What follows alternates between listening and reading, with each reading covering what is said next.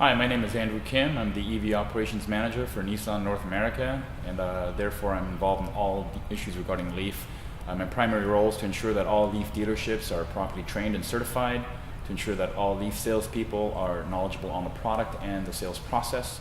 This morning I'm here at Boardwalk Nissan to provide a product walk-around. What we have here is a 2012 Nissan Leaf SL in Glacier White Pearl. And first and foremost, the vehicle itself is an all-new round-up purpose-built EV. As a purpose-built EV, the battery pack was packaged at the bottom of the vehicle, which in itself has a lot of inherent advantages. First, it brings the center of gravity down as low as possible, which improves stability, handling, increases the actual interior passenger space, provides a full-size trunk for maximum utility and practicality. And also it provides a safety steel structure around the battery pack, which prevents it from being breached in frontal side or rear impact, and therefore allowing this vehicle to achieve the two highest safety accolades, the first being NHTSA's 5-star crash safety rating, as well as IIHS's top safety pick.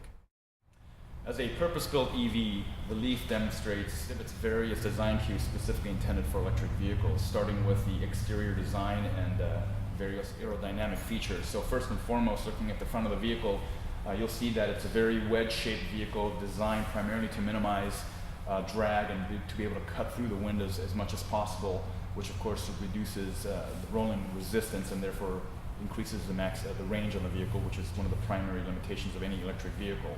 So when you look at the front bumper, you'll see that there are a variety of aerodynamic features. For instance, the bottom of the vehicle, it has flat surfaces, which is a feature that's usually only found in high-end exotic sports cars like Ferraris and Lamborghinis. And again, this is designed to maximize the airflow above, around, and underneath the vehicle, again, allowing it to cut through the wind. An additional key feature that helps the vehicle and its aerodynamics are these very unique, bulbous, almost bug-like headlights that you see on the vehicle, the way they protrude. There's a specific design, and basically what it does, if you look at the way the wind flows in a wind tunnel, the air flows over the top of the headlight and around the side mirrors, which as you can see are the only real protruding items on the vehicle. So if you're actually driving a vehicle and you stick your hand out and put it over the mirror, you actually won't even feel any wind resistance. Also, you'll see on the side of the vehicle the flared out wheel wells here, how they're very chiseled. Again, this also maximizes airflow along the side of the vehicle. Also, if you look at the actual hip line right here of the vehicle, you'll see that it actually kind of starts flowing upward and around the top of the rear wheel well, again, allowing the vehicle to cut through the wind in the most aerodynamic fashion. And then also, if you look here in the rear of the vehicle, the actual roof-mounted rear spoiler serves also as a very aerodynamic piece to help minimize the amount of air that usually is found in the form of turbulence that generates in the back of any vehicle. Actually, that roof spoiler also serves as a photovoltaic solar panel, which helps recharge the 12-volt battery on board. But additional aerodynamic features that wrap up the back of the vehicle, you'll see it's a very squared out rear skirt, and basically what that does, along with the diffusers that you see down in the middle of the vehicle, prevent the air actually from recirculating and coming and hitting the top of the rear bumper. If you'll notice with most vehicles, after you wash it, especially like with a white one, you'll take it off for a quick spin and come back, and the first thing you do is as you wipe your finger across the top of your rear bumper, you'll see dust, and basically what that's caused from is the turbulence of air behind the vehicle as it cuts through the air. Whereas with this vehicle, that turbulence is minimized, if not almost completely absent. So all these various aerodynamic features allow this vehicle to have a drag coefficient of 0.29, which is among the best for all hatchbacks as well as other vehicles in this segment. And again, this vehicle, along with the special high compound, extremely hard tires, minimize rolling resistance to maximize range. One of the features you want to point out to customers is the rear seat, basically how it has a single action movement in terms of folding flat. Many other vehicles you'll see you'd have to pull out the bottom cushion and then bring this down, but again, this is a single action motion.